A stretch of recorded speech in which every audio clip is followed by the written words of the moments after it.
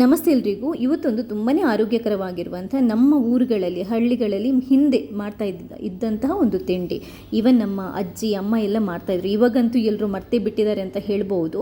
ಒಂದು ತುಂಬಾ ಸುಲಭವಾದ ಬ್ರೇಕ್ಫಾಸ್ಟ್ ರೆಸಿಪಿಯನ್ನು ಹೇಳ್ತಾ ಇದ್ದೀನಿ. ತುಂಬಾ ಆರೋಗ್ಯಕರ ಇದು.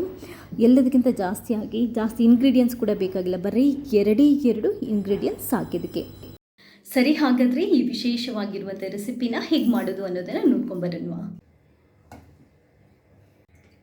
ಈ ಆರೋಗ್ಯಕರವಾಗಿರುವಂತಹ ಬಾಳೆ ಎಲೆಯ ಹೊಸ ರೀತಿಯ ಕಡುಬನ್ನು ಮಾಡಲಿಕ್ಕೆ ನಾನು 2 ಲೋಟದಷ್ಟು ಬೆಳ್ತಿಗೆ ರೈಸನ್ನು ನೆನೆ ಹಾಕಿದ್ದೇನೆ. ಅಟ್ಲೀಸ್ಟ್ ನೀವು ರೈಸನ್ನು ಒಂದು ತಿಂಡಿ ಮಾಡೋಕ್ಕಿಂತ 6 ಗಂಟೆ ಮುಂಚೆ ನೆನೆ ಹಾಕಬೇಕು. ಅದಾದ ನಂತರ ಕ್ಲೀನಾಗಿ ತೊಳೆದುಕೊಂಡು ಇವಾಗ ರೆಡಿ ಮಾಡ್ಕೊಂಡು ಇಟ್ಕೊಂಡಿದ್ದೇನೆ. ನೀವು ದೋಸೆ ರೈಸ್, ಇಡ್ಲಿ ರೈಸ್ ಯಾವುದು ಬೇಕಾದರೂ ಯೂಸ್ ಮಾಡ್ಬೋದು. ಒಳ್ಳೆ ಕ್ವಾಲಿಟಿ ಅಕ್ಕಿ ಆದರೆ ತುಂಬ ಚೆನ್ನಾಗಿ ಬರುತ್ತೆ. ಇವಾಗ ಚೆನ್ನಾಗಿ ರುಬ್ಕೊಳ್ಳುವಂಥ ಮಿಕ್ಸಿಗೆ ಈ ರೈಸನ್ನು ಹಾಕೊತಾ ಇದ್ದೇನೆ.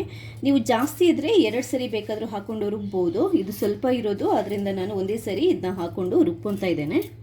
ಇವಾಗ ಇದಕ್ಕೆ ಇನ್ನೊಂದು ತುಂಬಾ ಇಂಪಾರ್ಟೆಂಟ್ ಆಗಿರುವಂಥ ಇಂಗ್ರೀಡಿಯೆಂಟ್ ಏನು ಅಂತಂದರೆ ಅದು ಕಾಯಿ ತುರಿ ಹಾಕೋದ್ರಿಂದ ರುಚಿ ಡಬಲ್ ಆಗುತ್ತೆ. ಇನ್ನೊಂದು ಏನು ಅಂತಂದರೆ ಸೆಕೆ ಟೈಮಲ್ಲಿ ದೇಹನ ತುಂಬ ಕೂಲ್ ಆಗಿಡುತ್ತೆ. ರುಬ್ಕೊಳ್ಳುವಾಗಲೇ ಕಾಯಿ ತುರಿಯನ್ನು ಹಾಕೊತಾ ಇದ್ದೇನೆ. 2 ಲೋಟ ರೈಸಿಗೆ ನಾನೊಂದು 3/4 ಕಪ್ಪಷ್ಟು ಕಾಯಿ ತುರಿಯನ್ನು ಹಾಕೊಂಡಿದ್ದೇನೆ. ರುಚಿಗೆ ಎಷ್ಟು ಬೇಕೋ ಅಷ್ಟು ಉಪ್ಪನ್ನು ಹಾಕೋಬಹುದು. 2 ಲೋಟದಷ್ಟು ಅಕ್ಕಿಯನ್ನು ರುಬ್ಕೊಳ್ಳೋದಕ್ಕೆ ನಮಗೊಂದು ಅರ್ಧ ಲೋಟದಷ್ಟು ನೀರು ಸಾಕಾಗುತ್ತೆ. ನೀರು ಯಾವುದೇ ಕಾರಣಕ್ಕೆ ಜಾಸ್ತಿ ಹಾಕೋಬೇಡಿ, ಯಾಕಂತ ನಾನು ಆಮೇಲೆ ಹೇಳ್ತೇನೆ. ಇದಕ್ಕೆ ಬೇರೆ ಏನು ಇಂಗ್ರೀಡಿಯೆಂಟ್ಸ್ ಹಾಕಲಿಕ್ಕಿಲ್ಲ. ಇಷ್ಟೇ, ತುಂಬ ಸುಲಭವಾಗಿ ಮಾಡುವಂಥದ್ದು. ಇವಾಗ ಇದನ್ನ ನುಣ್ಣಗೆ ಅಂದರೆ ತುಂಬಾ ನೈಸಾಗಿ ರುಬ್ಕೊಳ್ಬೇಕು. ರುಬ್ಕೊಂಡಿದ್ದೇನೆ. ಈ ಹದಕ್ಕೆ ರುಬ್ಕೋಬೇಕು. ಗೊತ್ತಾಗ್ತಾ ಇದೆಯಲ್ಲ, ಈ ಥರ ಗಟ್ಟಿ ಹಿಟ್ಟಾಗಬೇಕು, ತೆಳ್ಳಗಾಗಬಾರ್ದು. ಯಾಕಂತಂದರೆ ಇದನ್ನ ಬಾಳೆ ಎಲೆಯಲ್ಲಿ ನಾವು ಸವರ್ಕೊಂಡು ಬೇಯಿಸುವಂಥದ್ದು. ನೋಡಿ, ಈ ಥರ ನೀರು ಅದಕ್ಕೆ ರುಬ್ಕೊಳ್ಳುವಾಗ ನೋಡ್ಕೊಂಡು ಹಾಕ್ಕೊಳ್ಳಿ. ಒಂದು ಅರ್ಧ ಲೋಟದಷ್ಟು ಮಾತ್ರ ಸಾಕು ನೀರು. ಅಂದರೆ 2 ಲೋಟ ರೈಸಿಗೆ ಅರ್ಧ ಲೋಟದಷ್ಟು ಅಷ್ಟೇ ನೀರನ್ನು ಹಾಕಿರೋದು ನಾನು. ಒಂದು ಪಾತ್ರೆಗೆ ಹಿಟ್ಟನ್ನು ಹಾಕೊತಾ ಇದ್ದೇನೆ.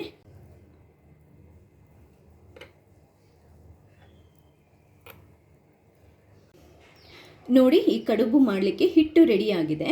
ಈಗ ನಮ್ಗೆ ಇನ್ನೊಂದು ಮುಖ್ಯವಾಗಿರುವಂಥ ವಸ್ತು ಬೇಕಾಗಿರೋದು, ಅದು ಬಾಳೆ ಎಲೆನ ತೊಗೊಂಬಂದು ನೀಟಾಗಿ ತೊಳೆದು ಚೆನ್ನಾಗಿ ಒರೆಸ್ಕೋಬೇಕು. 2 ಸೈಡ್, ಅಂದರೆ ಈ ಸೈಡ್ ಕೂಡ ನೀವು ನೀಟಾಗಿ ಕ್ಲೀನ್ ಮಾಡಬೇಕು. ಯಾಕಂತಂದರೆ ನಾವು ಇದನ್ನ ಫೋಲ್ಡ್ ಮಾಡಬೇಕಾಗುತ್ತೆ. ಇವಾಗ ಇದನ್ನೊಂದು ಚೂರು ನಾವು ಬಾಡಿಸ್ಕೋಬೇಕಾಗುತ್ತೆ. ಸ್ಟವ್ ಮೇಲೆ ಬಿಸಿಗೆ ಈ ಥರ ಹಿಡಿದ್ಬಿಟ್ಟು ಎಲ್ಲ ಸೈಡ್ ನೀಟಾಗಿ ಇದನ್ನ ಬಾಡಿಸ್ಕೊಳ್ಳಿ. ಯಾಕಂತಂದರೆ ಫೋಲ್ಡ್ ಮಾಡುವಾಗಿಲ್ಲ ಅಂದರೆ ಕಟ್ಟಾಗಿ ಹೋಗುತ್ತೆ. ಈಗ ಮಿಡ್ಲಲ್ಲಿ ಈ ದಂಟಿದೆಯಲ್ವ, ಈ ದಂಟಿಂದ ಈ ಎಲೆನ ನಾವು ಸಪ್ರೇಟ್ ಮಾಡಬೇಕು. ಒಂದು ಸೈಡಿಂದ, ಅಂದರೆ ಕಟ್ ಮಾಡಬಾರ್ದು, ಎಲೆನ ಕಟ್ ಮಾಡಬಾರ್ದು. ಎಜ್ಜಿಂದ ನೋಡಿ ಈ ಥರ ಮಾಡಿಕೊಂಡು ಒಂದು ಚಾಕುವಲ್ಲಿ ನೀಟಾಗಿ ಇದನ್ನ ಬಿಡಿಸ್ಕೊತ ಬರಬೇಕು. ಯಾಕಂತಂದರೆ ಆ ದಪ್ಪ ದಂಟಿದ್ರೆ ನಮಗೆ ಫೋಲ್ಡ್ ಮಾಡೋಕ್ಕಾಗಲ್ಲ, ಅದಕ್ಕೋಸ್ಕರ. ನೋಡಿ, ಹೀಗೆ ನೋಡಿ, ಈ ಥರ. ಇವಾಗ ನಮಗೆ ಈಸಿಯಾಗಿ ಫೋಲ್ಡ್ ಮಾಡೋಕ್ಕಾಗುತ್ತೆ. ಹರಿಬೇಡಿ, ಯಾವುದೇ ಕಾರಣಕ್ಕೆ ಮಿಡ್ಲಲ್ಲಿ ಹರಿದಿರಬಾರ್ದು. ಈ ಥರ ಬಾಳೆಲೆನ ರೆಡಿ ಮಾಡ್ಕೊಂಡು ಇಟ್ಕೊಂಡಿದ್ದೇನೆ.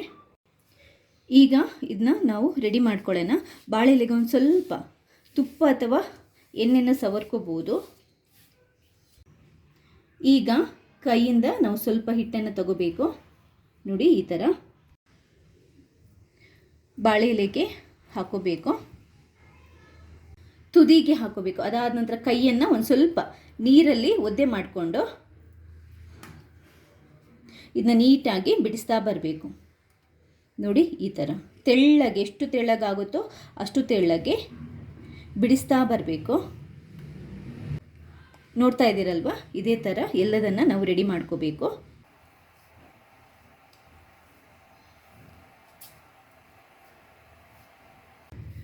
ನೋಡಿ, ಪೂರ್ತಿ ಎಲೆಗೆ ಈ ಥರ ಸವರ್ಕೊಂಡು ಇಟ್ಕೊಂಡಿದ್ದೇನೆ. ಇವಾಗ ನಾವಿದನ್ನ ಚಾಪೆಯನ್ನು ಫೋಲ್ಡ್ ಮಾಡ್ತೀವಲ್ವ, ಆ ಥರ ನೋಡಿ ಈ ಥರ ಫೋಲ್ಡ್ ಮಾಡ್ಕೊತ ಬರಬೇಕು.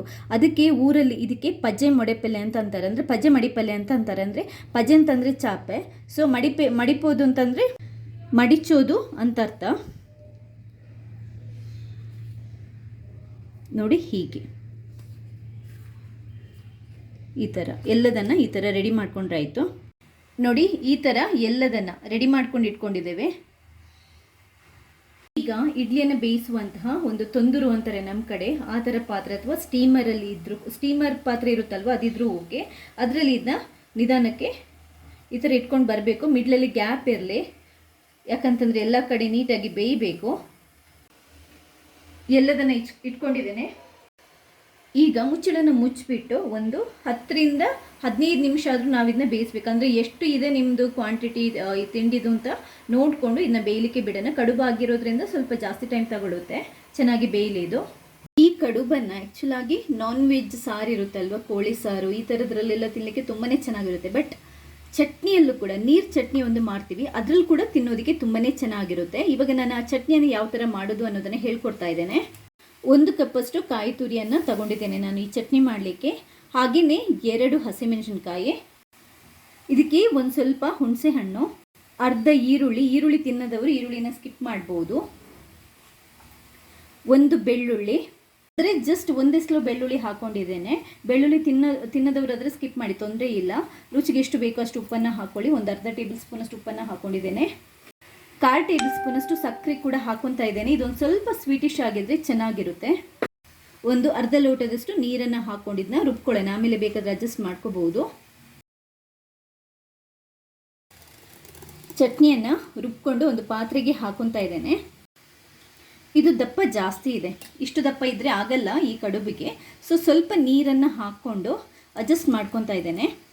ಇದಕ್ಕೆ ನೀರು ಚಟ್ನಿ ಚೆನ್ನಾಗಿರುತ್ತೆ. ಚೆನ್ನಾಗಿ ಮಿಕ್ಸ್ ಮಾಡ್ಕೊಳ್ಳಿ. ಹಾಗೆಯೇ ಉಪ್ಪು ಬೇಕಾದರೆ ನೋಡ್ಕೊಂಡು ಹಾಕ್ಕೊಳ್ಳಿ ರುಚಿಗೆ.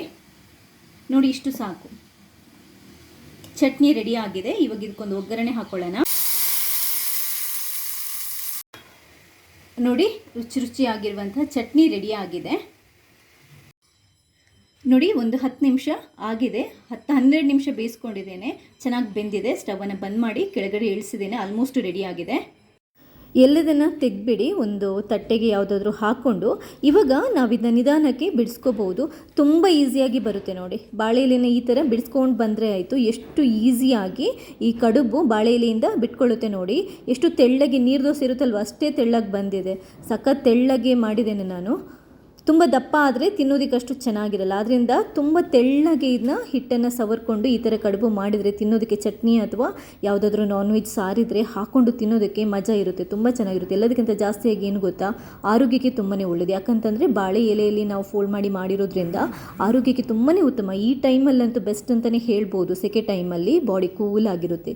ನಿಮಗೆ ನನ್ನ ಈ ರೆಸಿಪಿ ಇಷ್ಟ ಆದರೆ ಈ ವಿಡಿಯೋನ ಲೈಕ್ ಮಾಡಿ. ಹಾಗೆಯೇ ನೀವು ಮಾತ್ರ ನೋಡೋದಲ್ಲ, ಬೇರೆಯವರಿಗೆ ಕೂಡ ಶೇರ್ ಮಾಡಿ. ಥ್ಯಾಂಕ್ಸ್ ಎಲ್ರಿಗೂ.